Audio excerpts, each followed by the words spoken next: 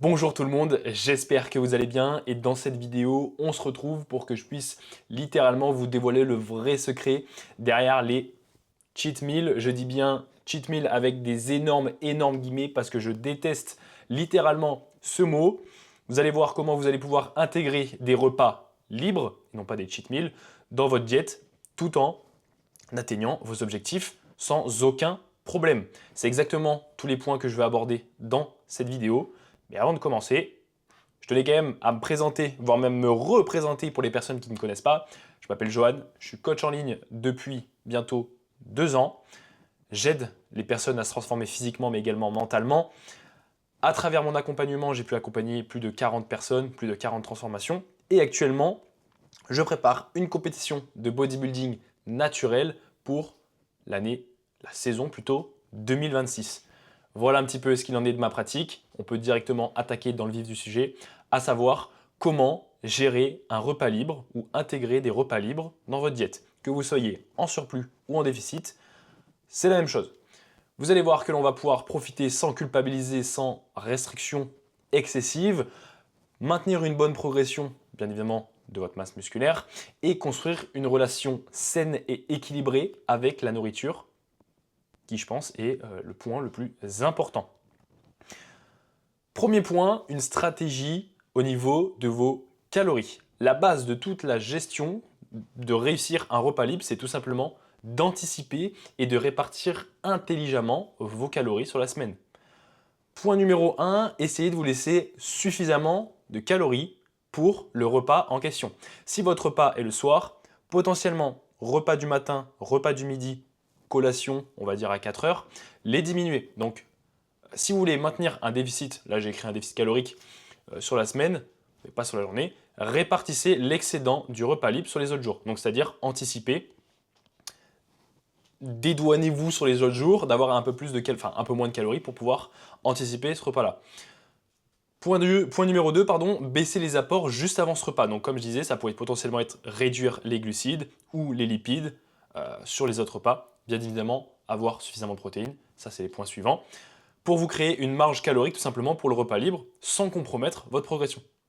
Donc, un petit conseil, calculez votre besoin calorique hebdomadaire et répartissez-le intelligemment pour maximiser votre flexibilité, la flexibilité qui est le point le plus important. Protection musculaire. J'ai appelé ça protection, mais maintenir la masse musculaire, voire même la développer.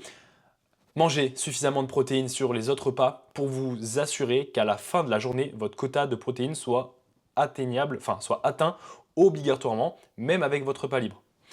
Vous avez 130 grammes de protéines comme quota journalier. Essayez dans la journée d'avoir 100 grammes de protéines et de vous laisser suffisamment de protéines pour le soir. 30 grammes, c'est largement atteignable. Vous prenez une pizza, vous prenez un hamburger, vous prenez de la viande, c'est largement atteignable. Donc n'oubliez pas que les macronutriments sont, les protéines sont le macronutriment les plus importants, non seulement pour la satiété, mais également pour la construction musculaire. Elles sont peu stockées en graisse, contrairement aux glucides, aux lipides, etc. Maintenir votre apport en protéines préserve votre masse musculaire, même en déficit calorique. Ok? La recommandation, je le répète, je l'ai déjà dit, mais je le répète, essayez de viser entre 1,6 à 2,2 g de protéines par kilo de poids de corps pour optimiser votre composition corporelle. Donc, c'est-à-dire masse grasse, masse musculaire, tout simplement. Vous faites pas chier, prenez 2 grammes, votre poids de corps x 2, une personne qui fait 100 kg, elle aura besoin de 200 grammes de protéines. Basta. Et ça, c'est exactement ce que j'ai appliqué ici avec mon client qui a pu gérer, avoir un repas libre par jour, tout en ayant la stratégie que je suis en train de vous dévoiler. Donc, voilà. Ensuite, activation métabolique. Bougez un petit peu plus que d'habitude pour augmenter votre dépense énergétique et mieux gérer l'afflux des calories pendant ce repas libre. Ça peut tout simplement être augmenter votre nombre de pas quotidiens pour créer un déficit énergétique en plus. Faites une séance de musculation ce jour-là. Moi, je pars toujours du principe que je sais que je vais manger au restaurant. Si je fais une séance là-dessus, dans ma tête, bam, je me suis tué, je mérite mon restaurant. Donc ça permet aussi de maximiser l'utilisation des glucides, des glycogènes, etc. etc. L'activité physique aide à réguler aussi la glycémie et à prévenir le stockage excessif de graisse. La dépense énergétique supplémentaire crée une marge de manœuvre pour profiter sans culpabiliser. Potentiellement, sur un jour où vous avez un repas libre, calez votre séance de muscu normal, à l'échec, etc. Et pour votre nombre de pas, ça peut très bien augmenter de 3000 à 5000 pas supplémentaires. Tout dépend de vous et de vos envies. Et ça, pareil, c'est exactement la stratégie que j'ai appliquée ici avec Antonin, qui a perdu près de 20 kilos tout en se faisant plaisir, sans culpabiliser. Ensuite, un rythme alimentaire. Donc, ne sautez surtout pas les repas précédents votre repas libre. Maintenir un apport stable aide à la satiété et à la régulation de la glycémie. Sauter un repas mène à une faim excessive et à un risque de surconsommation incontrôlée. Donc, ayez un apport stable tout au long de la journée, régulez votre glycémie et votre énergie, vous arriverez au repas libre avec un appétit contrôlé et pas affamé, ce qui vous permettra tout simplement de faire des choix intelligemment. Moi, si je me laisse plein de calories, qu'avant ça, j'ai sauté des repas, et là que j'arrive, je suis un buffet à volonté, j'ai pas mangé depuis midi, t'inquiète pas que les assiettes, elles ne vont y passer, quoi. Donc voilà, essayez de cadrer un petit peu ça, ne sautez pas les repas, mangez suffisamment de protéines aussi également, c'est important pour la satiété. Donc voilà, évitez de jeûner ou de réduire drastiquement votre apport avant le repas libre. Ça augmenterait juste en gros les risques de potentiellement perdre de la masse musculaire si vous ne timez pas vos protéines et arriver au repas de vous suralimenter. Donc voilà pour le rythme alimentaire. Ensuite, au moment du repas libre, essayez de vous faire plaisir, mais de vous contrôler. Donc profitez sans excès avec des choix intelligemment, notamment manger des protéines, manger des légumes, prenez des aliments qui soient, j'allais dire dans 100 calories, mais non, qui soient intelligents pour atteindre votre objectif tout simplement. Donc le repas libre, ce n'est pas une excuse pour perdre le contrôle, mais plutôt une opportunité de jouir consciencieusement et durablement. Ok ? Les principes clés. Choisir ce qui vous fait vraiment plaisir sans tomber dans le piège du tout ou rien. Ok ? Privilégier la qualité et le plaisir gustatif plutôt que la quantité.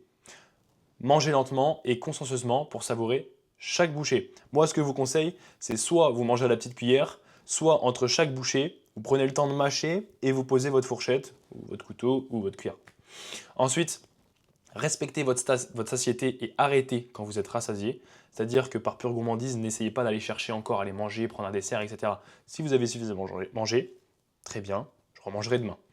Combiner plaisir et santé, donc choisir des aliments de qualité supérieure comme je vous disais juste avant. Ça peut potentiellement être une viande pour avoir des protéines, des légumes, etc. etc. Et planifiez votre repas libre pour l'anticiper et profiter pleinement. Dites-vous que une fois que vous allez appliquer tout ça, vous allez avoir tout simplement une relation saine avec la nourriture, sans culpabiliser, avec une progression constante. Donc vous atteindrez quand même vos objectifs. Les 6 règles d'or, donc je les répète, c'est aussi ce que j'ai pu appliquer ici avec ma cliente Justine. Résumé complet des piliers. 1. Les calories, donc anticipez et répartissez soit sur la journée ou soit sur la semaine. 2. Les macros, baissez potentiellement les glucides et les lipides avant. 3. Maintenez un bon apport en protéines, donc respectez votre quota journalier. 4. Bougez, plus de pas, une séance de muscu. 5. Ne sautez pas les repas. Et 6. Faites-vous plaisir, mais avec modération et intelligence. Maintenant que vous avez pu voir tous les points nécessaires pour gérer un repas libre, vous n'avez plus qu'à passer à l'action.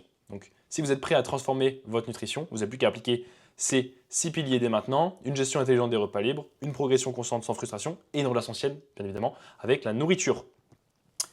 Vous voulez atteindre vos objectifs, ne perdez plus de temps avec des méthodes inefficaces.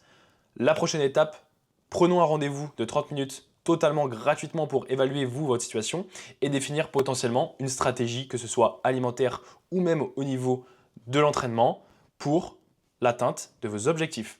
Le lien est dans la description. N'hésitez pas à m'envoyer des messages sur Instagram et me faire des retours ou liker même la vidéo ou commenter. Let's go le référencement. Vous avez tout ça en description. Et n'oubliez pas, la transformation n'est pas une destination, c'est un système. Donc, commencez dès aujourd'hui.